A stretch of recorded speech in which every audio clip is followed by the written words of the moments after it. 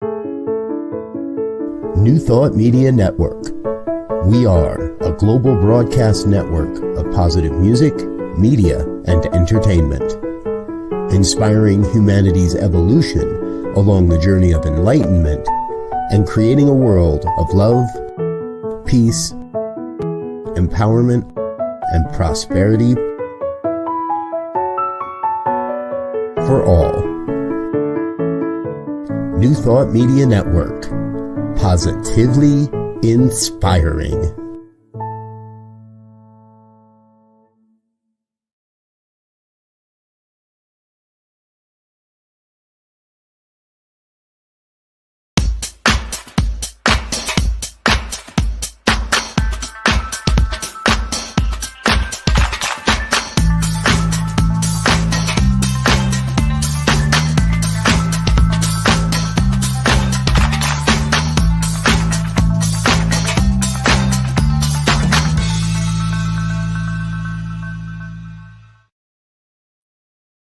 Why, hello, it's me, yes, me, Bonnie Gonzalez, your doula for grief.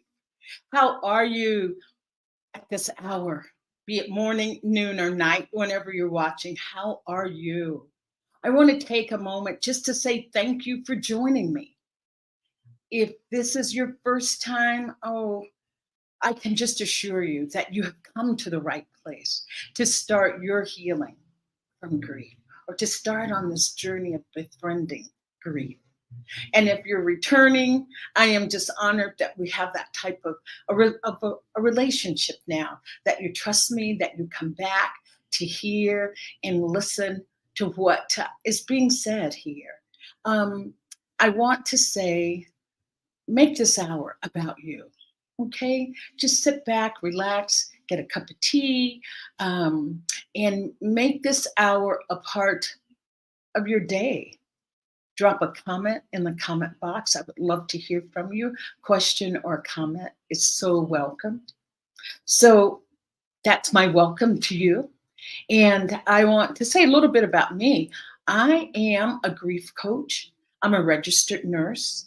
I am a religious science practitioner and a licensed soul collage facilitator. Almost forgot who I was there for a minute. But anyway, most importantly, though, is that I am a human being right here on the planet with you, navigating these choppy waters of this thing called life and the smooth sailing of this thing called life. So with that said, I want to talk about our theme for our show today. And our theme is the healing, art as a healing modality for grief. Art as a healing modality for grief. So just holding that, because I think I should just back up a second and talk a little bit about what is grief. And just knowing that grief is caused by loss. Grief is the emotional response that we have to a loss. So knowing that grief is what we loss is what we experience, and grief is what we feel. And that is my job. That is my mission here today. And every time that I am on, every time my program is on, that I am here to continue to move the needle of bringing grief out of the shadows of our lives and right into our daily conversations. Because the more that we can talk about grief, the more we normalize it. People too often are ashamed that they're in grief, or feeling that they should be over whatever the grief is. And as Bell Hooks says, we cannot heal in isolation. And an African writer, Sobonfu Somé, says it so lovingly that we have to ask ourselves, have I grieved enough? Have I cried enough? Have I walked in nature enough? That there's no such thing as getting over grief. It's just moving forward with that loss that has led to grief. So wanting you to know that whatever you feel is truly normal, we're all like those individual snowflakes, just absolutely beautiful in our uniqueness. And therefore, our grief is unique. There's no cookie cutter stamp of approval or a way of showing up with grief. It is different for everyone. And so I just ask you to start to look at how you hold grief. And the more we can talk about it, the more we allow others to talk about it. So then we heal together collectively, we can heal together. And the other beautiful thing about grief is that it holds a superpower, and its superpower is healing. It is the very thing that we want is this healing, but the way to heal is what we run from. So today we continue our discussion on grief. And I have just the most magnificent guest that you can ever imagine today to discuss with me art as a healing modality for grief.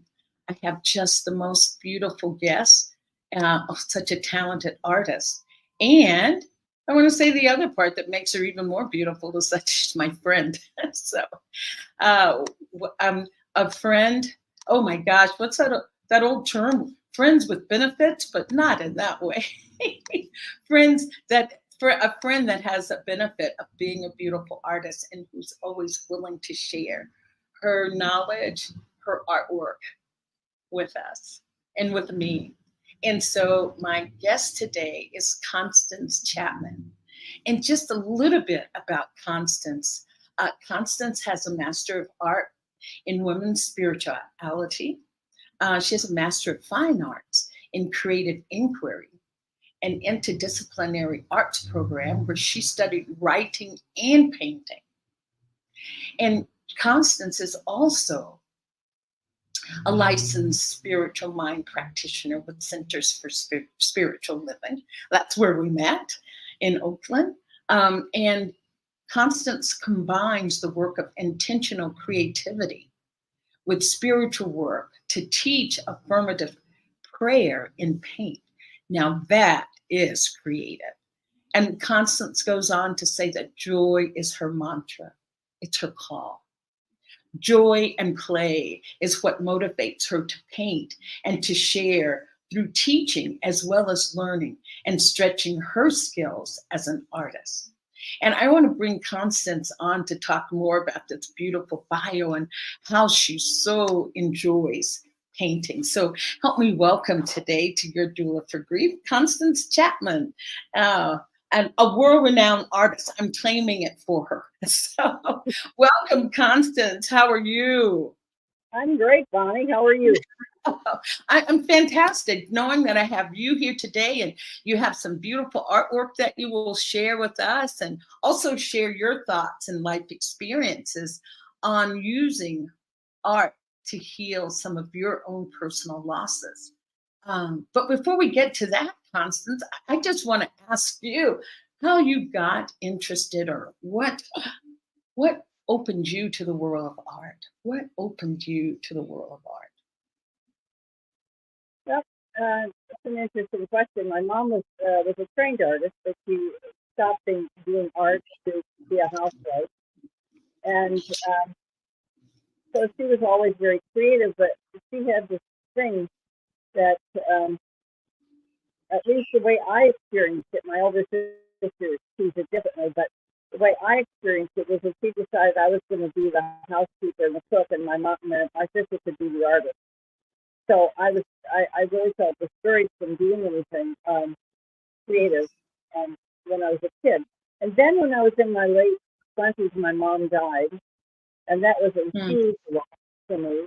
And then I found myself in a situation where where other people were dying around me as well. So I experienced like 5 deaths within about 3 years. Wow, Constance. Some people I was very close to, some people I wasn't. And so what it did was it's something. If I go to it, I'm going to do something and tell me if it changes my screen. Okay, am I still okay? Oh, you're okay. You're fine. You're absolutely beautiful. So, Yes. so I started writing poetry, Oh, and right. Yes. so here's this. Oh, my voice, silent for over 30 years, began to speak in voices that I did not understand. Voices bubbled up from the underground, springs, meaning hidden by the cloak of forgetfulness. That was just one part of a poem. Mm-hmm. And I did a lot of writing of poetry at that time. And I also ran into a woman. I was living in Victoria, British Columbia at the time. A woman who had just finished her MFA and was starting her career as an artist. And I took an art class with her, and I just loved it. But what happened is that I had this belief, which is a prevalent belief in the society, that that in order to be an artist, you have to be able to sell your art. You have to. There's some people with talent and some people that aren't, and that there's only those who can actually produce it and for money are actually considered artists. And Right. I couldn't go there. So while I continued to do some stuff, I really didn't allow myself to do with with visual art. I continued to write, and I never published. Well, not that time. I didn't publish anything. I did do some writings, but again, I have that idea that unless everyone loved it and bought it, it wasn't good. Right. Right. Right. I So, hear you. um, and uh, but that writing really helped me during those times.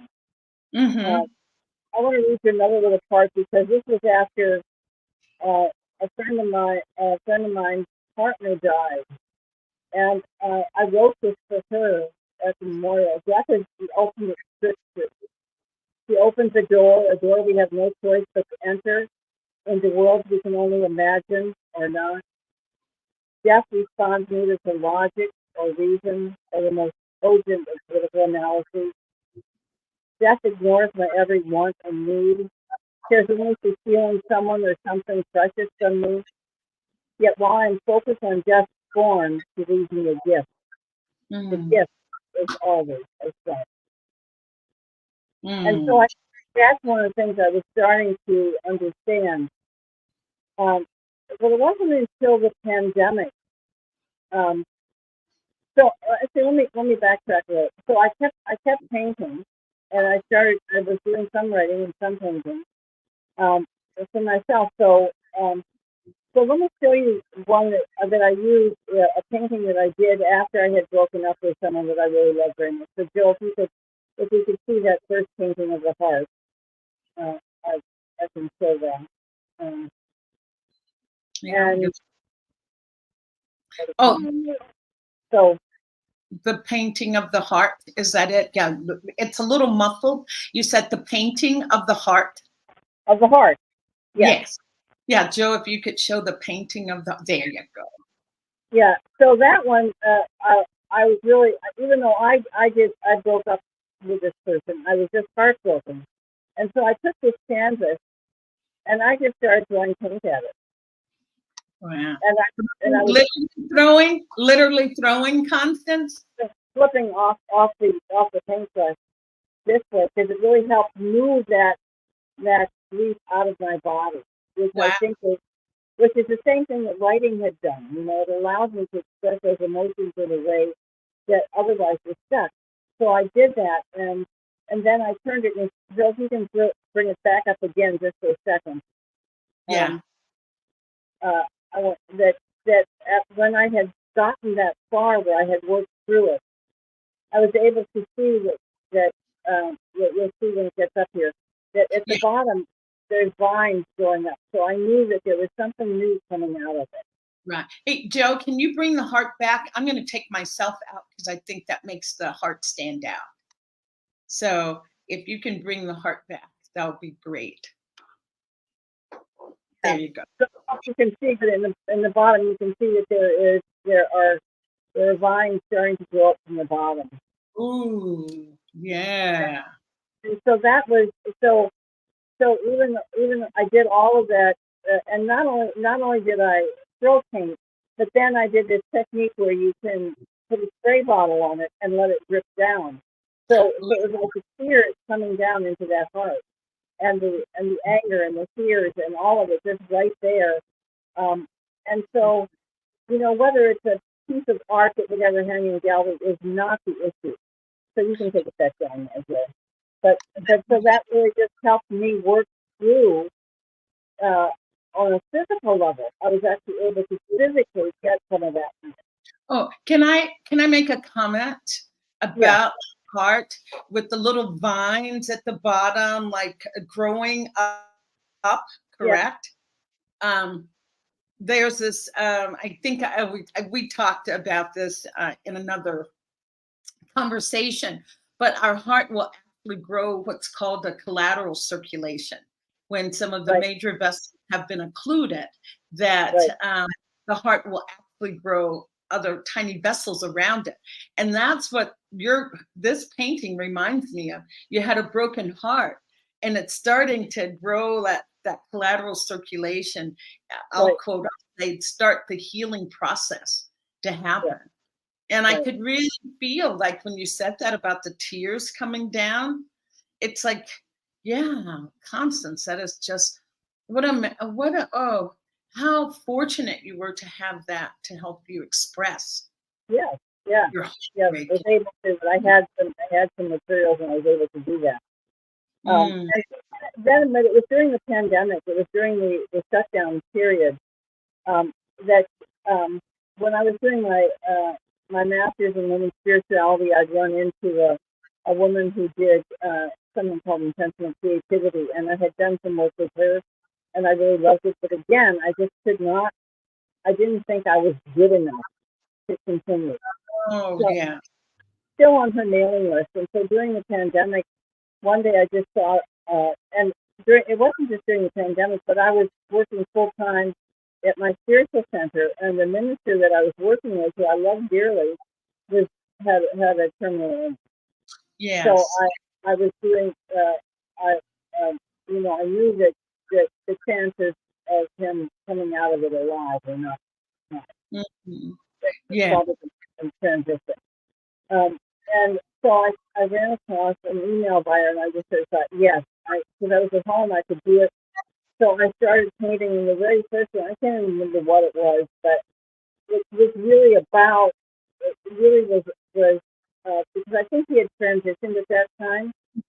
And Hmm. so I did a painting of a face, and I hadn't done anything. I'm not a trained artist, so I haven't done any figurative stuff for a long time. So you'll see that it's not particularly. I could I could tell you all the stuff that I would do differently now, but that's neither here nor there. But then the other part of it is a tree that has weeping branches, and that's because that minister was very, very connected to nature. That it was really like that was my part of really allowing him to allow. Again, it was a way of dealing with some of that grief. So um, I don't know, Right. Joe, if you bring up that middle one of the. Right. And before Joe brings up that middle one, I just wanted to point out a couple things that you've said. You've said so many beautiful words, but I do want to first start off by saying when you were talking about being young and your mom wanted to appoint you as the house person and not the artist. But wasn't during that time art was not seen as a true profession. It's like if you got to be able to make money, and art's not going to make money. Speak a little bit about that. That do you feel, and maybe even now that's still true, Constance, that art is not held as like a reputable career unless you are on the big stage selling left and right. Oh, I think it's still. That's still. I was actually reading. There's a new book out. I can't remember the name of it, but uh, a journalist sort of went undercover in the art scene in New York, and and uh, um, and she says that the people in the art scene talk in a language that basically excludes everybody else. It's like, and Excludes that every excludes Okay. everybody else, and that it also it's that the people who work in it almost all are come they're paid so little in the art galleries that they can't afford to work unless they're independently wealthy. So it really it Oh, keeps it and yeah, anyway, it's just but it really is a theme that is not set up to be something that is like if they sell a piece, they don't want it to be in Joe Blow's house in Queens, where they want mhm, it to be someone who's going to be able to display it and loan it to museums, and so it's this whole hierarchical thing that goes on, and I've right, noticed that right. too because I have family members in the art world, and I've noticed that with them as well. Oh, okay, yeah, but that doesn't deter you or stop you. It continues. I I don't mean, think you are. I don't consider myself. What happened is that I realized that first of all that um, that when I started painting again, well, I shouldn't say again because I never stopped, but when I started uh, taking taking it, that one of the things that happened is that first of all I finally allowed myself to. I think I realized that because I paint with acrylic, it was like, well, if I don't like it, I can just paint over it. Therefore, you're just having fun. So that Oh, it, I love that, it, bringing it it to wasn't fun. about productivity. It wasn't about being the best on the block. It was about having fun and about allowing myself to work things out in the paint. Mhm. And Yes. once I did that, I was able to actually embrace myself as an artist. Uh, Okay. and whether I ever sell a piece of art is, I mean, I would love to, but it's sort of irrelevant. It's not why I'm doing it. Right, it's Uh, not your driving force. It's not the ultimate driving force to sell. It's really to no. express. So I did this first painting. That was the first painting I'd done of that kind in 12 years, where I had tried to do a face in it, and Okay. other Yes. else had been, like that heart and stuff. Um, Right. Beautiful. Oh, and and then right after that, the same person was offering a longer class, and I decided to take it. But and that one, I'll show you that one in a minute. But that one was really the theme of that was not so much about I wasn't necessarily grieving, but mhm. I have to, I wasn't actively grieving. Like I wasn't crying, I wasn't Yeah. emoting.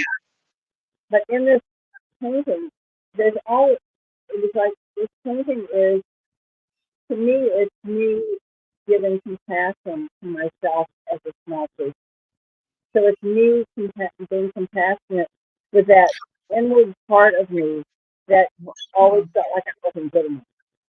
Wow, Constance, that's beautifully said. And so Compassionate. that was what that painting was all about. So I don't know, Joe, if you can show those two paintings. Show the start with the one that's on yeah, that one. So that was Okay. the one, and I had a lot of fun with that because I was playing with the colors with it. It was a lot of fun. It's not a particularly good painting by anyone's standard, but I love it because it actually, to me, it was working out this releasing of the minister who I had loved and worked with, and who was um, who had transitioned, and it Okay. also allowed me to do that in a way that brought me incredible amounts of pleasure. So, Wow. Eh, so, oh, so and that's I think one of the things about grief is grief can be really overwhelming, as I'm sure you know. It can. I'm gonna have to ask you to say that again, Constance. I really just didn't hear you. Can you say that again? Said grief can be very overwhelming. Oh, okay. Oh, yes, yes, yes, Particularly yes. when it's fresh, if someone has just died, even if it can be a pet. A pet death can be extremely overwhelming, Mm-hmm. and that isn't necessarily the time when you want to go out and play. But if you can do something that gives you a little bit of respite from it, because we Mm, can't. My experience is I can't stay in it all the time. I need to get a little bit of a break, and that way it can start to integrate for me. yes, yes, yes, yes. Oh, That's Constance. what the reading and the writing. And so the last painting I'll show you is Joe is the one you haven't showed, if you can show that. And so this is the one that I did, and this to me is the bird goddess presenting this little teddy bear, which is my inner child, with which is a symbol of compassion. And in the background, there's all these figures that are actually all the ancestors, all the people around me who have always supported me. So, so again, that was the way of working through some issues. So that's what. So I ended up going on from, and that's what, thanks, Joe. So I went on from that and actually ended up doing training as an intentional creativity teacher. So that I could. Oh, I'm sorry. Yeah. I just wanted to ask a question though before we move on, while we still have the picture up. I was going to ask, do you remember what was going on in your life at that time when you painted that, or where did that, was there impetus for this particular painting? Were you doing some inner work, or what was going on? I was always doing inner work, but this was it was also during the pandemic. I was working full-time, but I was working at home. I was basically I can't remember whether the minister had transitioned at that time or not. But you know, I was the only other employee, full-time employee, so I was doing a lot to help things stay afloat at that time. So it was quite stressful. So so I think that's where the compassion came in. I just had to be really compassionate with myself. Yes, yes, yes. And I love how you said the teddy bear was your inner child. So and sweet. And I have to tell you that the process of doing this is really interesting, because when I had in this when I do painting, there's often what's called underpainting, where you just do free flow and this head, the bird head showed up in the free flow. The bird head, that head that is like a beak. Yes. That showed up in the underpainting. I see. Okay, in the underpainting. I just went with it and created this figure that went with it. And then it was like I wasn't sure what to do with it, and I had put that stump in, and I wasn't sure, and so I was talking to someone else who was doing the training that was one of the teachers, and I said, well, what do I do? And she said, ask the painting. Oh, wow. Wow, so the painting. So I've asked the painting, what does that want? And it said a teddy bear. Wow, beautiful. And I realized that this was all about compassion. So so that's the other thing, is that I'm often asking the painting and letting the painting tell me what the messages are. And so I've done a lot of, so I often write along with the painting. Okay, using both two modalities, painting and writing. Oh, thank you, Joe. Thank you. And Constance, before we move forward, though, I want to, still keeping that picture in mind. I love when you said in your bio that you love working with color, both vibrant and muted, and that you love mixing colors. And my palette is often set early in the painting. And then you go on to say, this isn't a conscious act of my will. I let my intuition guide me, and often delighted with the unexpected. So can you speak a little bit more to that about your color and allowing the intuition to speak? Well, Constance, let me ask you this. And how do you know if it's your intuition or not your ego that wants whatever to come out? How can you differentiate? I know. I'll tell you a story about one of the latest paintings I did, and this is a good example.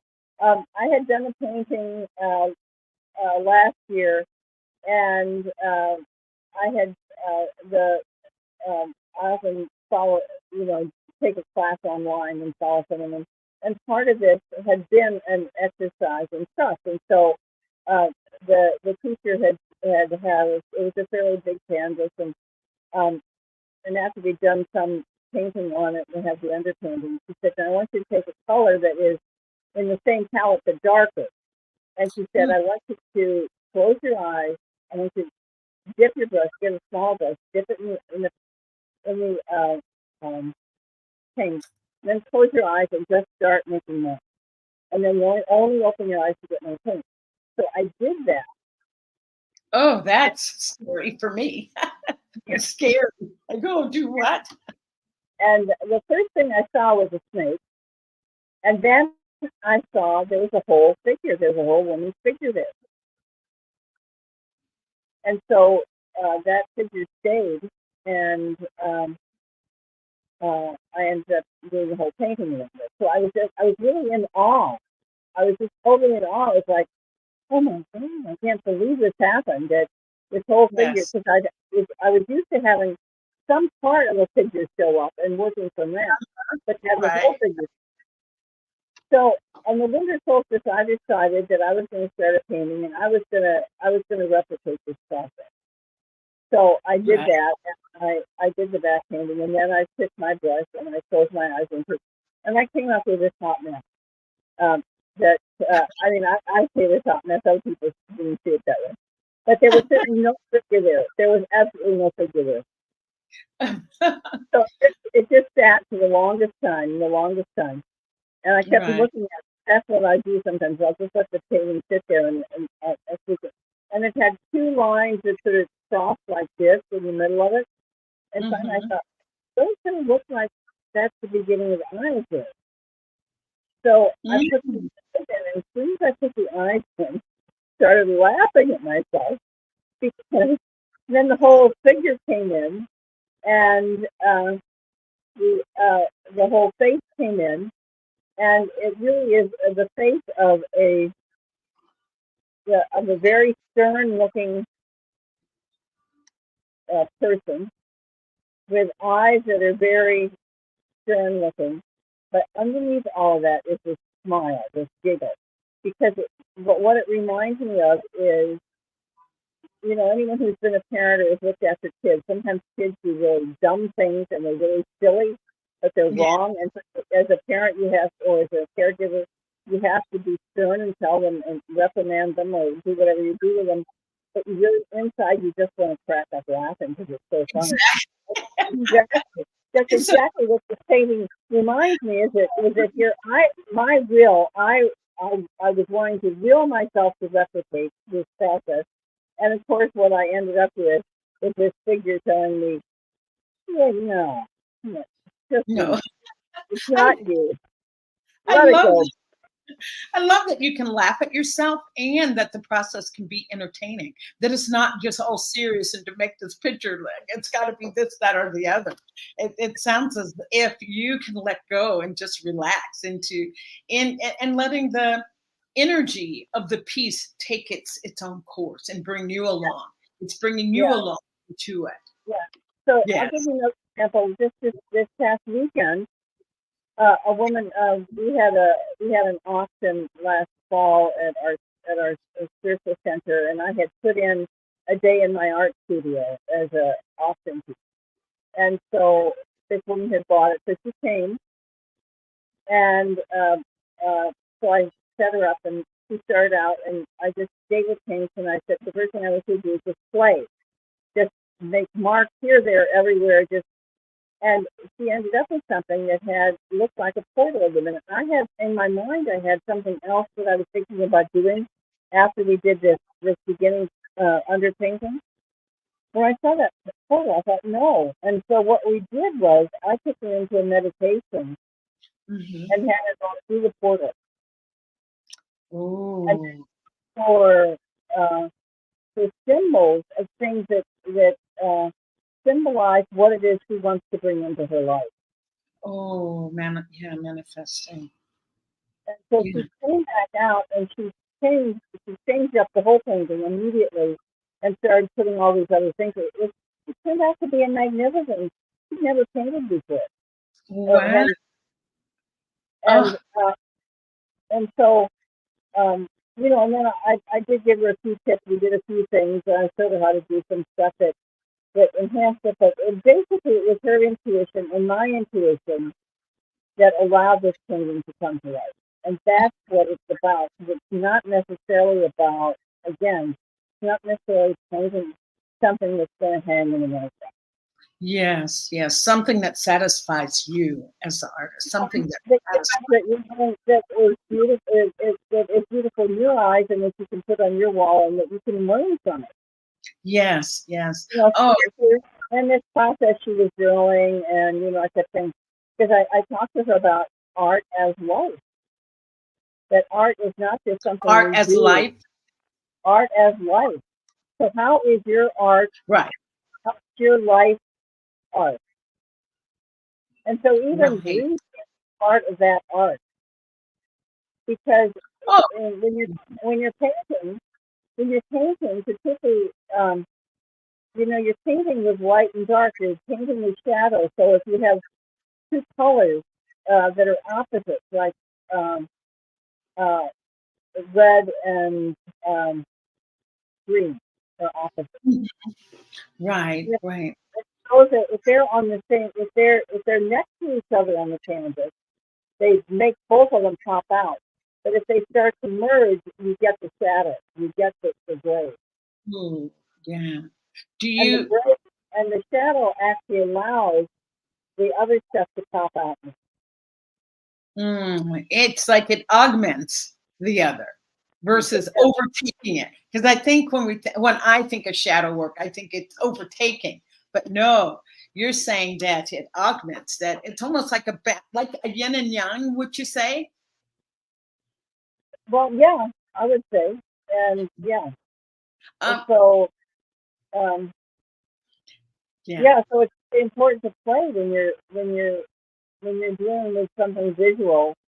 Playing with that light and dark is really, really important. Mm-hmm. And oh, I should say that you are an art teacher and instructor. And you studied, was it intentional creativity or transformational creativity? I It's, can't remember. it's called intentional creativity. So I'm a certified intentional creativity teacher. So I'm not Okay. really a teacher. An art teacher is someone who teaches you how to paint a figure. Um, so I do that. I do a process just like I described on the weekend, where I may have a few things that I can show you, but basically it's helping you get in touch with what it is that you want to say on the canvas and do it in a way that is visually pleasing. I like that, Constance. So you're not an art teacher, you're art instructor. You're someone that can help people paint.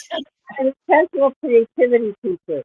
So It's I'm a creativity coach, if you want to put right. it that Oh, I like way. that.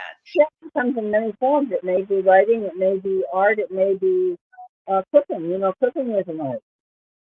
And that's Oh, actually, yes, yes, yes. It is an you know, art. It's an art. so that was the other thing. My mom was an incredibly good cook, and so she kept me in the kitchen. You see, it wasn't like she wanted me to dust the house because she hated that. I hated that. But I was in the kitchen with her, so I learned to cook, and she would take my sister out. I would take my sister out. So it was a Mm, really uninteresting thing in my sister. But nonetheless, my sister is now a very good cook, and yeah, and I okay. and I want to do art. So we both come full Cook circle. as well. Good cook as well. Yeah. I've got some questions before I ask you the questions I have about art as a healing modality. I just wanted to go way back, circle back. When you were reading the poem, there was a little bit of part that I didn't hear, but there was something, and I wrote it down that you said. Oh gosh, maybe grief is overwhelming, or there was a part in your poem about death being overwhelming. Does that? I thought I made a note, not a gift. Let me read it again. Oh, death. Oh, I think you said death is the ultimate, and I couldn't hear any of that. So could The you say that? Okay, death is the ultimate trickster. Stricter? Trickster, like a trick, playing trick.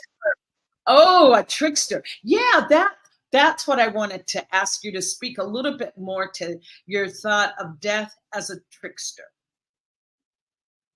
Well, it goes on. She opens a door we have no choice but to enter. Hmm. In the world we can only imagine or not. Death responds neither to logic or reason or the most cogent of political analyses. Death ignores my every want and need, cares only for stealing someone or something precious to me. Yet while I am focused on death born, she leaves me a gift. The gift Hmm. is always of self. And so that was something that I got quite early on as Hmm. when I was in my early 30s, when I had all these people die. Is that Oh, is that I realized that, like, they were gone. I was left with this grief. I couldn't do anything. I couldn't bring them back. I couldn't do anything more. But hmm. there was always a gift in there for me. There was always something for me to learn.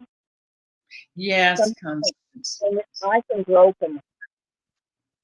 Mm. And, Yeah, and so yeah, that's how I see death as a trickster.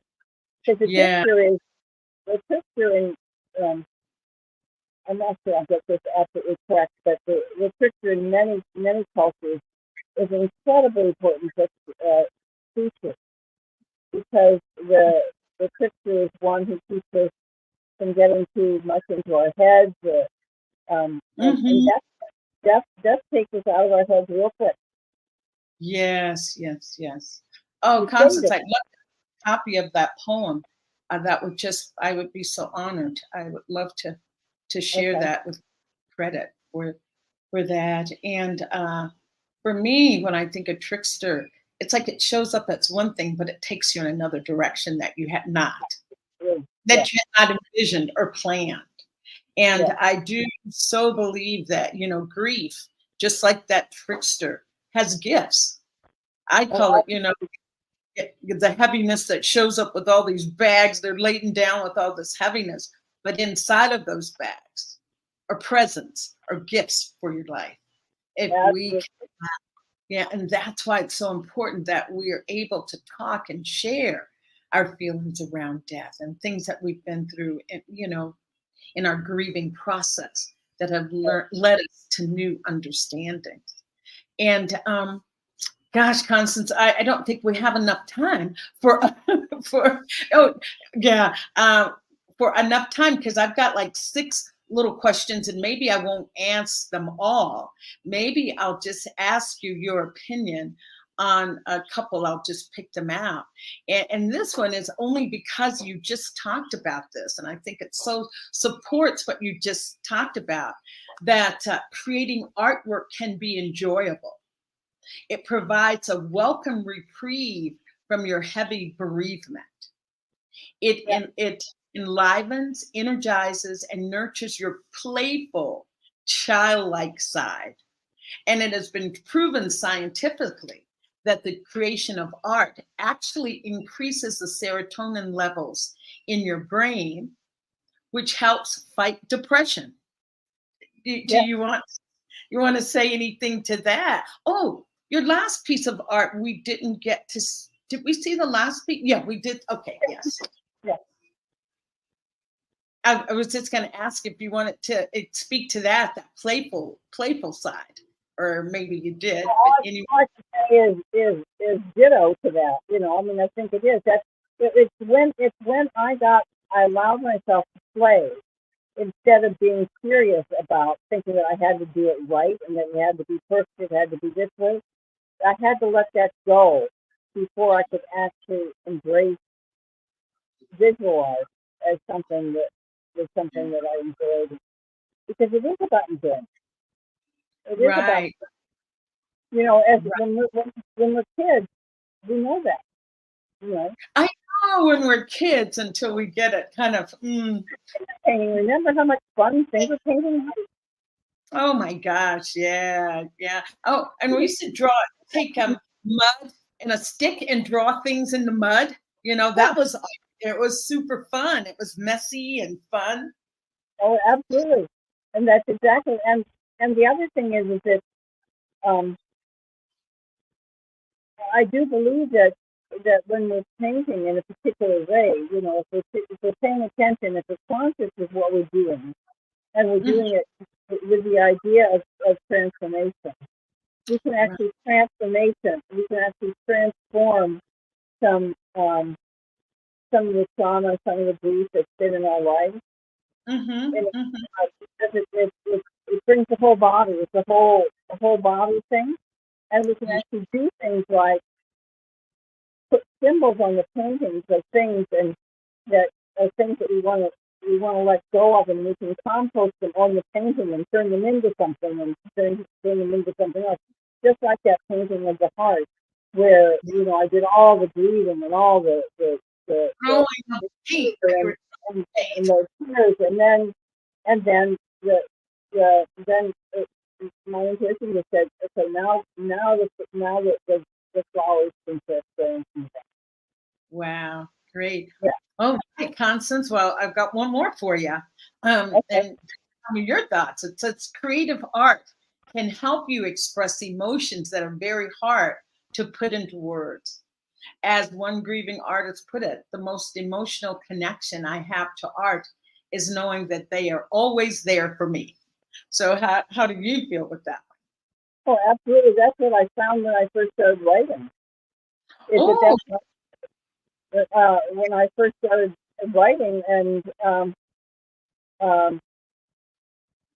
and I was dealing with some really heavy stuff, mm-hmm, um, and I was just able to put emotions on in words that I hadn't been able to put. I wasn't able to talk about them because I was. I mean, mm-hmm, that's my life. I was very much into my left brain. I yeah, was an academic. I was, mhm, and um, so it was actually a way of allowing myself to express things that I couldn't express in any other way. And the same with painting. Sometimes you can express things on there, even with mm, the choice of colors and, um, just with whatever. And so, yeah. great, great. Okay, one last one because I want you to talk a little bit about what you're doing in the world. So, this is our last one. Art gives you a feeling of empowerment, capability, and freedom that your grief tragedy may have robbed from you. Do you feel that art can give you that empowerment and freedom? Well, absolutely. It depends on where you're coming from. If you're coming from a place of I have to be perfect with it, it's not going to Oh, do that. It's just going to exacerbate that. Um, because that's one of the things that when I work with people, we work with the critic a lot because uh, the critic can be very strong and the critic can get in the way. Uh, yes, yes.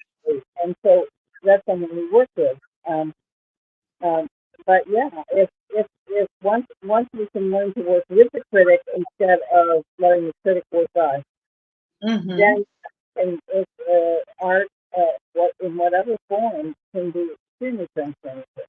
mm-hmm. Very, very good, Constance. Um, I said that was my last one, but I'll just say this, and I think you've already spoken to all these that I have written down, that creating images can help you express or cathartic cleansing or purging of intense emotional pain. That art can do that for you. And I think you talked about that freely in the heart that you had there, of Yeah. that being so cathartic for you to get those tears out, to Yeah. say that heart was just And the anger, there's a lot of anger there too. So yeah. yes. And wow, Constance, just a beautiful art, a beautiful history. Thank you for sharing. And don't forget to share the poem with me. But I just want to say that I know you've just retired and have a new life opening up for you. And what are your plans going forward, taking your art with you? Anything our listeners can contact you about or what you're doing? Well, it's interesting. I got this realization the other night that I love doing it. I actually had a wonderful time on Saturday when I worked with this women all day in the studio. We had a lot of fun. She went home with something. The part that I don't want to do is create a business. That to me is I'm not willing to work right now. I'm sorry. Well, you're retired. You're only 6 weeks out. Maybe it's been 6 weeks. We'll have you back next, in a couple months to see where you are. If someone wants some creativity coaching, I would be glad to do that. And they can contact me. But at the moment, like I don't have a website. I have a Facebook page that I've done nothing on. That's sort of where I'm at in terms of my retirement. I'll be absolutely transparent. Oh, I think you're enjoying retirement. There's no demands on your time. Okay, you do what you want when you want. Time, but I'm being very selective. It's like doing the part that, like, what I'm doing is enjoyable, and if it's not enjoyable, I don't want to do it. Yes, yes. Well, I know you said that you had a student this past weekend, and was that are you planning to offer classes out of your home or any? I mean, or what's your plan around taking this beautiful work and out into the world or spreading it? Just how are you spreading it in your own world? Yes. You're asking me to get in a lesson, and I'm not going to go there, my friend. So, oh, it's a good thing you are truly muted because I can't understand what you said. So I'm going to let it go with that. I'm going to just say, I would like to ask you, are there any words of wisdom that you'd like to share with our audience now around embracing art as a healing modality for their grief? Any parting words you'd like to say around? well, particularly if you're dealing with grief at the same time, um, follow your intuition. Follow what if you're feeling sad, paint sad, or bright sad. If you're feeling anger, paint anger, and then it can start to transform. And then allow those little bits of joy that come in. Don't feel guilty about them. Just let them be there. They're there to help you. Mm, that's a wise statement, Constance, because too many times people are grieving and they feel guilty when they have moments of joy. They actually feel guilty about having moments of joy. It means they didn't love the person enough or whatever happened that put them into grief wasn't serious enough. So embracing whatever emotions come up when you're doing the art. And I also love that you said cooking is an art as well. And there's, cooking, dancing, singing is an art. You writing is an art. And I am not a painter, but I love. Life Go is ahead. art. Oh, I think if we embrace life as art, then we're on our way to having a great life. And part of that art is the shadow, and the shadow is the grief. yeah. That's important. So embrace grief as art. Yes, grief as art. Yes. Thank you. That's just absolutely beautiful, Constance. And you're welcome to come back at any time and bring any of your beautiful paintings or your writings with you. I've so enjoyed having you, and the time just goes by way too fast. I was thinking of having a little commercial break, and I thought, well, I don't think there is space for that right now. And Constance, are you also doing spiritual counseling and your coach as well, correct? Yes, yeah, I'm a registered person. Right. Just like you are. And so so that always comes into my way. Yeah, and I was going to ask Joe to just put up your email again to get in touch with Constance for any questions about art, any questions about coaching and coaching with art, embracing it all. So Constance is there, and as she has been here for us today, just with all of her grace and beauty, I so appreciate you and bringing beautiful art. And she's allowed me to feel like it's doable. If I wanted to get a brush and some paint, I could go for it without feeling like, oh, Rembrandt, it's going to smile down from the heavens or Picasso or somebody. Hey, Constance, just because I'm thinking of this, what famous women artists are there? So many. I mean, Yeah. one of the very first ones that really inspired me was a Canadian artist by the name of Emily Carr. She painted. She was Mm-hmm. born as Victorian Victoria in Victoria, British Columbia, into Mm-hmm. a Russian family in the 1800s, and Yeah. she did some of the most incredible artwork. But she had to go so totally off the grid, like Yeah. you know, time women were always supposed to paint the flowers things, and Mm-hmm. she would she had a caravan that was what we would call now an RV, but it was, in 1900. And when she would go into the forest, she would get tree mason guides to take it into the forest, and she painted, and she would sketch all summer. She would do that by herself, and then she would come back and do these incredible paintings. So if you've never heard of any of her, look up her work. Mm-hmm. She was one of those first people to inspire me. And there's so much spirituality in her painting. Spirituality in her painting. Oh, Okay. Well, I'll ask you for her name later and share it next it's time. I know Um, why. Last name is Carr, Carr. okay, yeah, we're pretty muffled. Carr. And her first name? Emily. Oh, C- Emily. Okay, that's pretty easy. Emily Carr. I will look for her. One last thing, Constance, if someone does want to, they've not never painted it, they've never painted, what would you recommend? Just go and get what? What would be an easy way to start?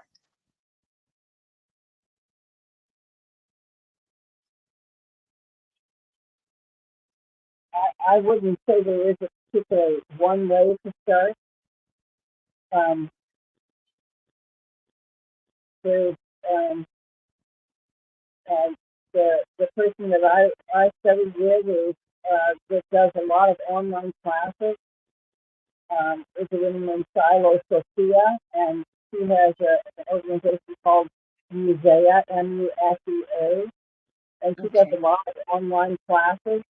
Mm-hmm. Um, it depends on what you want. You can take art, traditional art classes at at community colleges. So, Mm-hmm. um, or Great. it just depends on what you want. A lot of people do crafts, and crafts is art too. It's just Mm-hmm. about, it's just about how do you want to express yourself. Yes. Self-expression It's is about what. self-expression. Yeah. Mhm. Yeah. Well, I was thinking painting because we've looked at your painting, so that's why I say that.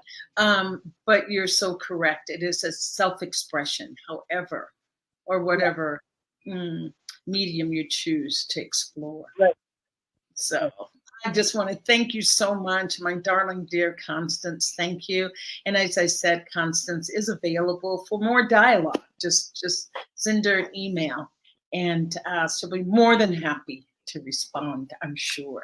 So I just want to take this moment to say thank you to everyone for watching. And my tagline for grief is don't do grief alone. Don't do grief alone. Picking up that paintbrush, you're not alone, or doing whatever form of self-expression that is within you, and try to engage others to join you if you can, because grief can be very isolating. So remember that, and we can't heal in isolation. So, as I always say in closing the show, I want you to go to the mirror right now, and I want you to look yourself in the eye right now and say, what do I need right now? What do I need right now? And whatever comes up, honor it and do it. And so until we're back next week, again, I'm Bonnie Gonzalez, your doula for grief. I am a grief coach, and you can reach me at bonnie@yourdoulaforgrief.com. So I thank you all for watching, and come back next time for more dialogue around grief and its beautiful gifts. And thank you, Constance. Big love to everyone. Thank you. Ciao, ciao. See you next week.